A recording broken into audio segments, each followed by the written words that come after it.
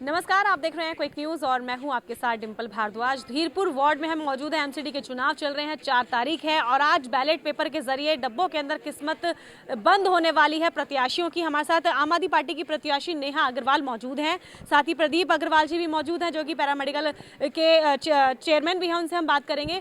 पहले हम बात करते हैं प्रत्याशी से। नेहा जी, क्योंकि आपने आज तक जब भी वोट दिया होगा तो दूसरे प्रत्याशियों के लिए दिया है, दूसरों को वोट दिया है, पहली बार पहला मौका ज़िंदगी में आपके साथ आया है जब आप खुद को वोट दे रहे थे, तो किस तरह की अंदर भावना थी, किस तरह की अंदर फीलिंग थी आपके? भावना तो बहुत अच्छी थी कि केजरीवाल जी की सरकार को वोट देना। वैसे भी मैं जब से केजरीवाल जी की सरकार बनी है दिल्ली सरकार में, मैं केजरीवाल जी की ही सरकार को वोट देती थी, लेकिन ये कभी नहीं सोचा था कि ये मौका मुझे मिलेगा अपने लिए, खुद के लिए, कि मुझे अपने आप को वोट देना पड़ेगा। तो लेकिन मेरा वोट भी अभी भी उन्हीं के लिए ही है, जो मेरा वोट है केजरीवाल जी की सरकार के लिए ही है। और मेरा बस यही सबसे एक अपील है, अभी भी जो इसका वोट रह गया है वो कृपया करके अपना वोट, कीमती वोट सिर्फ केजरीवाल जी सरकार को दें और 5 बजे से पहले पहले अपना वोट ज़रूर डालें। अच्छा, आप लगातार अलग अलग बूथ पे गए होंगे, तो किस तरह की भावना आपने देखी है लोगों के अंदर और क्या रुझान आपको नज़र आ रहा है आम आदमी पार्टी का और नेहा अग्रवाल का?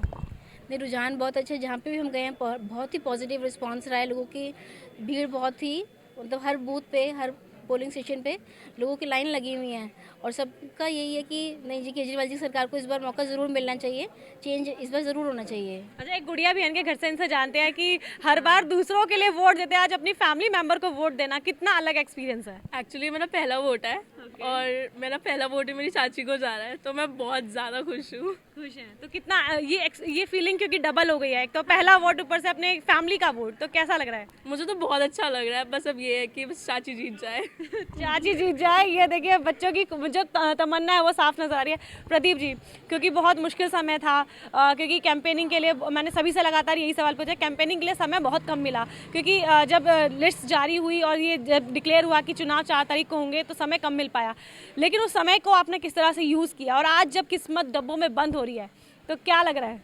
देखिए, जब इलेक्शन अनाउंस हुए तो कंपेनिंग के लिए तो समय कम ही कम मिला, लेकिन डॉक्यूमेंटेशन के लिए भी समय बहुत कम मिला। तो डॉक्यूमेंटेशन में भी काफ़ी टाइम हमारा लग गया और फिर कंपेनिंग भी हमारी बहुत कम ही रही, लेकिन फिर भी जो लोगों का रुझान था, जो लोगों ने समर्थन दिया, वो बहुत ही अच्छा था। केजरीवाल जी के कामों को लोगों ने, उनकी गारंटी को समझा और सब ने एक तरफा समर्थन दिया। पूरे धीरपुर में जहां हम गए वहां सब लोगों ने हमारा दिल खोल के स्वागत किया, दोनों हाथों से हमारे को माला पहना के स्वागत किया, फूलों की वर्षा करके हमारा स्वागत किया। और आज पोलिंग वाले दिन भी जब हम सारे बूथ्स पे घूम रहे हैं तो पहले क्या होता था, हमारी टेबलों पे इतनी भीड़ नहीं होती थी। पहली बार ऐसा मौका है कि हमारी टेबलों पे इतनी भीड़ है कि पूछो मत। तो ये लोगों का प्यार ही है, लोगों का समर्थन ही है जो हमारे को मिल रहा है और हमें पूरा विश्वास है कि हम एक तरफा जीत रहे हैं। अर्धांगिनी को वोट दिया है, कैसा लग रहा है?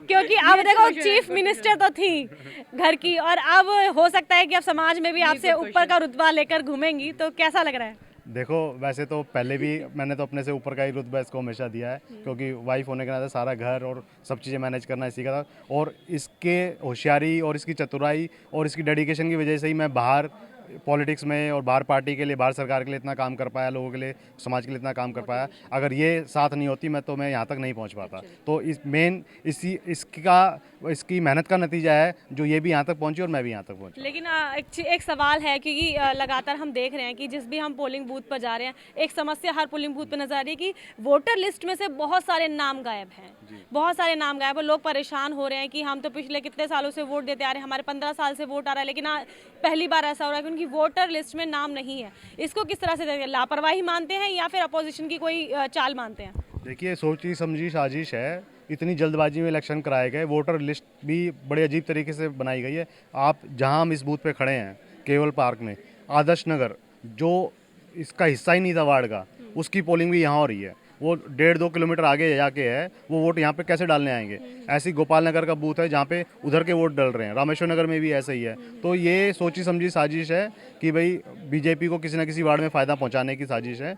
इसके चक्कर में सारा, और कई लोगों के तो वोट पता नहीं कैसे डिलीट कर दिए, पिछली लिस्ट में थे लेकिन इस लिस्ट में नहीं है। तो लेकिन लोगों को आपत्ति जमा कराने का भी समय नहीं दिया इन्होंने और बड़ी जल्दबाजी में इलेक्शन करा दिया गया। ठीक है भैया, आपको क्या लग रहा है कौन जीतना है यहाँ पर?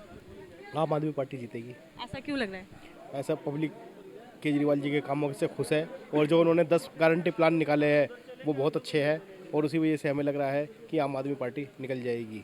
निकल जाएगी। आप क्या कहना चाहेंगे, क्योंकि लगातार आप भी कैंपेनिंग में साथ थे और बहुत समय दिया है आपने, तो क्या क्या लग रहा है आपकी नेहा अग्रवाल की जीत कितनी पक्की है? चलो हम पूरी पार्टी की बात नहीं कर रहे, भारी बहुमत से मामी आएंगी। भारी बहुमत से मामी आएंगी, भारी बहुमत से हमारी चाची आएंगी और चाची जीते और मामी जीते। हम भी कामना करते हैं कि इनकी मनोकामना पूरी हो, लेकिन किस्मत का डब्बा किसका खुलता है वो 7 तारीख को साफ होगा। ऐसी तमाम अपडेट के लिए बने रहिए क्विक न्यूज़ के साथ। नमस्कार।